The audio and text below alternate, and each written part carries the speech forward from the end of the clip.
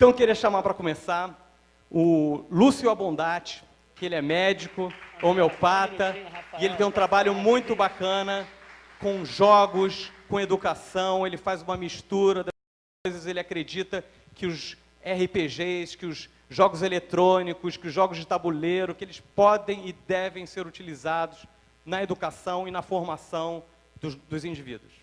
Lúcio Abondati. Gente, isso aqui é um sonho. Eu dei uma palestra ontem na faculdade para os professores de educação. Eu falei, gente, a gente continua dando aula como se estivesse há 250 anos atrás. Não mudou nada. É como se a gente tivesse congelado o tempo. Olha ao redor. Quem são os maiores especialistas em tecnologia que vocês conhecem? São os alunos. E a gente chega para eles e diz que eles não sabem nada. São especialistas em mídia, são especialistas em troca de informação, conseguem informação em qualquer lugar do mundo. Era para a gente estar voltando, não a 250 anos, mas a 2000, quando os professores não mandavam ninguém calar a boca. Era diálogo, o professor aprendia com o aluno e o aluno trocava com o professor. Dessa troca, hoje em dia, você teria bebido muito da tecnologia. E é isso que os jogos fazem. Os jogos permitem você brincar com as possibilidades. Quem joga experimenta a ideia do outro, que não pensa igual a você. E com isso, qual é o resultado? Você é capaz de experimentar, ver qual é a solução que o outro arranjou para uma partida. Oba! Quem já jogou RPG alguma vez sabe que, na verdade, o jogo de RPG é como se você estivesse experimentando um sonho coletivo. Várias pessoas estão sonhando a mesma história. E é engraçado que depois de uma partida dessas, você pergunta a cada um deles como era o cenário, que ninguém falou em minuto nenhum do jogo. Todos eles descrevem o mesmo cenário. Por quê? Eles comunicaram durante o jogo todo o visual daquilo que acontece. Hoje as pessoas dizem, eu vi a colocação que eu aqui, será que deixa meu filho jogar? Será que não deixa? Será que eu, adulto, posso brincar ou não posso brincar? Pois é, a sociedade está se ressentindo disso. O adulto parou de brincar porque disseram que isso é uma coisa, brincar não é sério o suficiente para a gente fazer. Mas isso é uma besteira. No minuto que você brinca, você experimenta a possibilidade. E hoje vocês vão ver um pouquinho disso. Voltando à história, as crianças podem brincar e jogar, ainda podem, tá? Porque isso realmente está começando a acabar. Elas sabem que brincar é prazeroso, sabem que elas aprendem muito com a brincadeira. E isso faz uma diferença danada. Quando você não deixa a criança brincar, ela vai querer brincar onde você a confina, dentro do colégio. E, infelizmente, como médico, eu pego um monte de crianças que me mandam para sedar. E sabe qual é a doença que elas têm? Elas são muito inteligentes. Elas começam a perceber, por exemplo, que ficou maçante receber informação. Muita gente grande, na verdade, acha que não deve brincar, não, porque isso é perda de tempo. O valor das pessoas está apenas no dinheiro que ganha, quando esquece que isso é uma besteira. Para eles, brincar é perda de tempo. É uma prática sem valor. Quem fica um tempo jogando um jogo numa partida, alguma coisa dessas, na verdade não está fazendo nada que valha. Não tem coisa mais furada que isso. Quem joga está testando possibilidades e está aumentando a flexibilidade dele. Imagina hoje em dia, onde nenhuma regra vale mais do que um mês. Tudo está mudando, as tecnologias vão se sucedendo. Se você não for capaz de se tornar flexível, qual é o resultado? Você dança. E o jogo te propõe isso. Por quê? O adversário não tem que pensar como você. E se ele te colocar um desafio e você não se adaptar a ele, você perde. Esse senhor aí, simpático, o homem da língua, Albert Einstein, dizia que brincar é a forma mais sofisticada de pesquisa, porque você testa tudo. Não há medo de errar. Quem tem medo de errar não cria coisa alguma. No passado, o brincar não era usado como é hoje em dia. Brincar era usado para poder formar o cidadão. No Egito, por exemplo, o brincar era tão importante porque ele ensinava você a lidar com qualquer tipo de problema. As pessoas eram enterradas com o jogo de cenê de tão importante que ele era, e é o objeto mais encontrado nas tumbas. Ó, imaginem vocês que alguém hoje em dia pensaria em ser enterrado com um tabuleiro de banco imobiliário ou um cartucho de jogo. Seria o equivalente disso, para vocês terem uma ideia. O jogo ensinava você a se tornar adaptável. Platão falava que, na verdade, nenhuma sociedade conseguia evoluir se você não fosse capaz de brincar com os conceitos. Na hora que você brinca com os conceitos, você os flexibiliza e evita que a sociedade cristalize. E isso é muito sério. Você imagina, o nosso Código Penal é de 1940. Ninguém admite a revisão. Ninguém para testar para ver se os conceitos ainda estão valendo. Você aprende muito enquanto está brincando com alguém, se ele é ético, se ele não é, se ele sabe mais que você ou não, se você pode aprender alguma coisa durante uma partida. Então, brincar não é apenas diversão. Alfonso X, que foi o rei da Espanha, importantíssimo, foi ele que deixou para a gente o legado da gente saber a história de todos os jogos. Ele usava os jogos para entender como cada povo pensava e negociava com eles através dos jogos. Se o povo era calculista, por exemplo, gostava de jogar xadrez e pensar em tudo, ele já sabia. Quando eu fizer um contrato com ele, tem que ver os mínimos detalhes. E isso era muito sério, porque ele usava isso na prática. Quem joga, aceita o faz de conta. Ele consegue abdicar da realidade um pouquinho e entrar num imaginário. Quantas chances a gente tem disso? Sem pegar tudo pronto.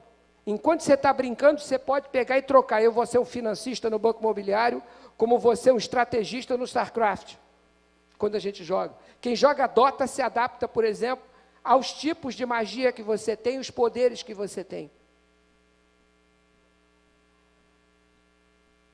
Você pode experimentar uma encarnação transitória. Você pode deixar de ser você, abdicar e ter que pensar como outro.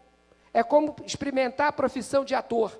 E isso é seríssimo, porque se você consegue se olhar através do outro, vai poder entender o mundo e saber que ninguém pensa como você. O jogo torna você mais tolerante. Você pode simular qualquer ambiente. Quanta empresa está quebrando hoje em dia, na prática, exclusivamente porque não consegue imaginar como são os próximos cenários. E o jogo te propõe qualquer condição. Pode ser uma condição alegórica, mas faz diferença. Na Holanda, por exemplo, as crianças estão jogando SimCity nas escolas para entender como vai ser quando elas forem adultos e tiverem que lidar com a cidade. E cada uma propõe um cenário diferente para a sua cidade. Eles estão pensando hoje na brincadeira em função disso. Você assiste, dirige e atua num filme na sua imaginação. Você vê o garoto lá brincando e jogando. E hoje em dia o videogame reproduz. A gente não tem o holodeck de Jornada nas Estrelas, não entra para simular ainda, mas já estamos chegando bem pertinho disso. Voltamos? Voltamos. A gente pode vivenciar e partilhar com os outros de qualquer nacionalidade quando joga em rede. Não há censura. Ninguém vai botar você para fora no aeroporto. E você vai poder entender como aquela pessoa vive. Dialoga-se o tempo inteiro. Jogar é solidário. Jogar elimina esse processo de afastamento. Quem joga aprende a ser flexível. Exercita o trabalho em equipe. Simula sem risco qualquer condição, que é um negócio seríssimo. Ah, pai, posso subir na árvore? O pai não vai deixar porque ele só pode se machucar. Posso fazer isso, posso fazer aquilo? Enquanto ele está jogando, não. Ele não está tendo problema nenhum, ele pode experimentar como é aquela condição. Você pode aprender pela tentativa e erro. Deixa eu fazer uma brincadeira aqui com vocês. Vou fazer uma pergunta séria, eu quero ver quem responde o mais rápido. Quem descobriu o Brasil? Ninguém descobriu o Brasil. Vamos nós descobrir o Brasil? Ninguém sabe a resposta? Cabral descobriu o Brasil. Pois é, Cabral devia estar no alto do mastro fazendo isso, né? Não tinha mais ninguém no barco. Nossas escolas esperam uma resposta certa para cada coisa. E isso é uma estupidez. A gente sabe que tudo tem muitas respostas. Às vezes aquela que é a padrão nem é a melhor. E quando você pode experimentar com condições, você sabe com a tentativa e erro que vai chegar ao melhor. O jogo te ensina isso. A gente pode partilhar a experiência com os outros, que é um negócio seríssimo. Puxa, eu fiz dessa forma, como você fez? E você incorpora essa experiência. Diz uma lenda chinesa que 2 homens andando pela estrada, cada um com uma ideia, quando se encontram, os 2 partem cada um com 2 ideias. Então ninguém perde nada, não há uma troca, há uma incorporação. E a gente pode experimentar prazer sem precisar usar um aditivo químico. A gente fica brincando, puxa vida, a droga é seríssima, a gente fala e reclama, e quando aparece um prazer que não vai ter nenhum problema, a gente que ainda reclama. Quando você joga com alguém, existem condições favorecidas. Quantas vezes na vida você disputa em pé de igualdade alguma situação com alguém? O jogo equilibra os 2 lados. Você vai poder experimentar qualquer condição onde você estiver. Quem joga, trabalha com uma relação diferente do ganha e perde. Se eu concorrer ao emprego com alguém, eu concorro. Se eu ganhar aquele emprego, a pessoa que concorria comigo, perdeu. Mas quem joga, não. Se eu não ganhar o jogo, ainda assim eu ganho. Porque eu aprendo como o adversário me derrotou e incorporo a experiência da vitória dele à minha. Então a relação não é ganha e perde quando joga, é a relação ganha-não ganha. Mas na prática você sempre ganha. A gente exercita a adaptabilidade porque a gente nunca sabe a jogada que vai fazer.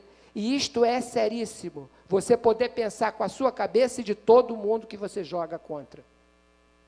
Você rompe a rotina. Vocês já perceberam quando a gente sai de casa, às vezes esquece se fechou a porta de casa ou não, se trancou o carro, se fez as coisas? É porque o cérebro nosso assume rotina, igual subritina de computador. E no fim das contas, nem pensa mais no que faz. E quando você joga, você quebra esse padrão. E isso é muito sério. Melhora relacionamento entre as pessoas e entre pais e filhos. Quase não há diálogo. Se os pais jogassem mais com seus filhos, você estabeleceria um diálogo de confiança entre eles. Aplicações possíveis dos jogos. Eu venho aplicando no consultório com resultado excepcional. Em Alzheimer. As pessoas falam do Alzheimer, uma doença degenerativa, só que Alzheimer é uma doença disfuncional. Para quem não sabe, a gente simplesmente postou o sujeito e disse, ele está na terceira idade, é um inútil, e a gente vai largar ele para fora. E é isso que faz o Alzheimer, a gente desmobilizar a entrada de informações novas. Quando você introduz o jogo para um paciente com Alzheimer, ele começa a relacionar de novo. Você estabelece um diálogo e você puxa a informação para as células cerebrais. Faz toda a diferença na memória de alguém. Aqui entre nós, nunca parem de jogar. Eu jogo com a minha família semanalmente, 2, 3 vezes com os filhos. Sempre. Porque eu tenho que me reciclar sempre. A gente aumenta a capacidade de gerar soluções. Porque cada vez que você treina o cérebro numa sinapse nova, na hora que lidar com um problema novo, é essa que você vai acionar. E a gente propicia hoje em dia uma atividade prazerosa. Por exemplo, quem é o maior consumidor hoje em dia do Wii? O videogame que a Nintendo colocou no mercado. São os velhinhos da Flórida. Eles descobriram que fazer ginástica é um saco, mas jogar enquanto você está fazendo aquilo, então cada asilo de velhinho está comprando 2, 3 daqueles para poder disputar no tapa. E estão todos melhorando da osteoporose com isso. Estão melhorando da memória, estão melhorando o relacionamento, estão melhorando da solidão, que é um negócio seríssimo. Jogar tem muitas finalidades. É uma ótima ferramenta para o aprendizado. Eu uso, por exemplo, com os professores para ensinar. Você pode ensinar literalmente o que quiser a um aluno se você fizer isso através de um jogo. Sabe por quê? Porque você não está forçando ele a fazer uma coisa chata. Você está dando a ele de presente algo prazeroso e a informação vem embutida dentro. É o cavalo de Troia. Ele por fora acha que é diversão e por dentro está pegando toneladas de informação. E por último, a gente estabelece laços a nível global. Hoje o quintal da nossa casa é o mundo. Portanto, a gente tem que ter uma visão de mundo, nunca mais uma visão de bairro, nunca mais uma visão de gueto. Ninguém tem que viver isolado hoje em dia. E o jogo abre essa porta. Ninguém vai lhe estranhar enquanto joga. Você é um parceiro, é um irmão enquanto faz isso. Bom, Jogar é bom só quando a gente participa, então eu trouxe um joguinho finalzinho para vocês. E eu espero que vocês estejam armados com isso para poder pegar e jogar o jogo. Alguém, se vocês já viram Jornada nas Estrelas alguma vez, se alguém viu, tem um personagem lá chamado Borg. E a gente está virando uma sociedade Borg, está todo mundo conectado. Um dia, eu e minha mulher estávamos voltando de São Paulo no aeroporto e estava todo mundo em silêncio, dentro de Congonhas. E eu falei, gente, o silêncio provocou estranheza. Sabe por quê? Todo mundo estava conectado. Todo mundo com um plug no ouvido, todo mundo com um laptop na mão, todo mundo com laptop, todo mundo conectado. A gente está virando uma sociedade Borg. Então, eu trouxe uma brincadeira Borg para vocês. Só vai ter uma chance. Portanto, quem quiser brincar, aproveite. Tem som? Eu volto.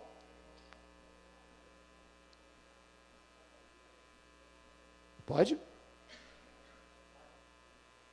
We are the Borg. Lower your shields and surrender your ships. We will add your biological and technological distinctiveness to our own. Your culture will adapt to service us. Resistance is futile. E agora, o primeiro que mandar o número ganha um presente. Quem vai ser o primeiro que chega lá?